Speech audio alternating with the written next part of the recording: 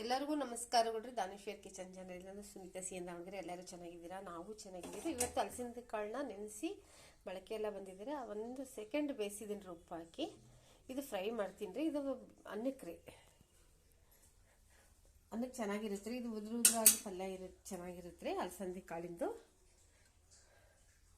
ನೀವು ನೆನೆಸ್ಲಿಲ್ಲಂಗೆ ಹಂಗೆ ಕುಕ್ಕರ್ನಾಗ ಕೂಗಿಸ್ಕೊಂಡು ಉದುರಂಗೆ ಮಾಡ್ಕೊಬೋದು ರೀ. ನೀರು ಹಾಕ್ಲಿಲ್ಲಂಗೆ ಚೆನ್ನಾಗಿರುತ್ತೆ. ಅನ್ನ ಸಾರು ಜೊತೆಗೆ, ರೊಟ್ಟಿ ಜೊತೆಗೂ ಚೆನ್ನಾಗಿರುತ್ತೆ ರೀ. ಜೋಳದ ರೊಟ್ಟಿ, ರಾಗಿ ರೊಟ್ಟಿ, ಚಪಾತಿ.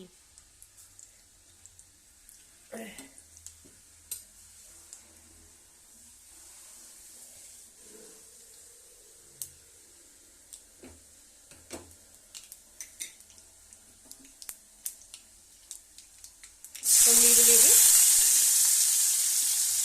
ಕರಿಬೇವಿನ ಸೊಪ್ಪು,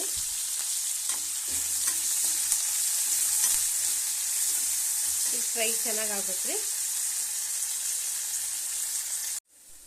ನೋಡಿ, ನೀರುಳ್ಳಿ ಫ್ರೈ ಮಾಡಿದ್ವಿ.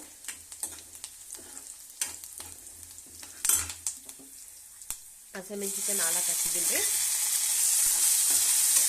ನಿಮ್ಗೆ ಹಸಿಮೆಣಸಿನ್ಕಾಯಿ ಬೇಡ ಅಂದ್ರೆ ಖಾರ ಪುಡಿ ಹಾಕೊಂಬೋದ್ರಿ.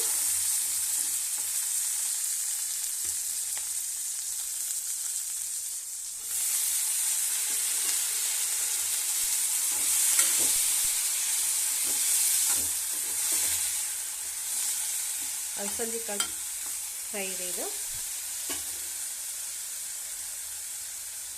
ಸ್ವಲ್ಪ ಉಪ್ಪು ನೋಡಿ ಹಾಕೊಳ್ರಿ. ಟೇಸ್ಟಿಗೆ ಅರಿಶಿನ,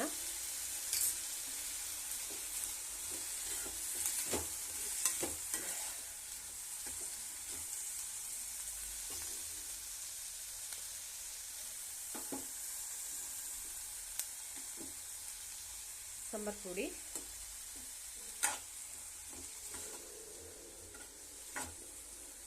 ಇದು ಸಾಂಬಾರ್ ಪುಡಿ ನಮ್ಮನೇದಲ್ರಿ. ಇದು ಒಬ್ಬರು ಕೊಟ್ಟಿದ್ದಾರೆ. ಇದು ಅವರು ಒಣಮೆಣಸಿನ್ಕಾಯಿ ಸಾಂಬಾರ್ ಪುಡಿ ಮಿಕ್ಸ್ ಮಾಡ್ತಾರೆ ಅಂದರೆ ಟೇಸ್ಟ್ ನೋಡ್ರಿ ಅಂತ ಕೊಟ್ಟಿದ್ರು ನಮಗೆ. ನಾವು ಸಪ್ರೇಟ್ ಮಾಡಿಸ್ತೀವಿ, ಒಂದ್ರಾಗೆ ಮಾಡಿಸಲ್ಲ.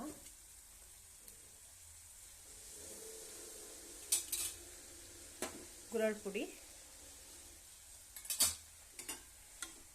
ಅಲಸಂದಿ ಕಾಳು ಫ್ರೈ ರೆಡಿ ಆಗಿ ಬಿಸಿ ಬಿಸಿ ಅನ್ನಕ್ಕೆ, ರೊಟ್ಟಿಗೆ, ಚಪಾತಿಗೆ ನೋಡ್ರಿ.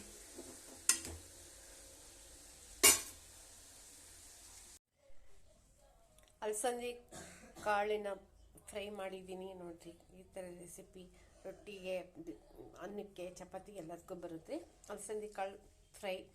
ಪ್ಲೀಸ್ ಲೈಕ್ ಮಾಡಿ, ಸಬ್ಸ್ಕ್ರೈಬ್ ಮಾಡಿ, ಫುಲ್ಲು ವೀಡಿಯೋ ನೋಡಿ.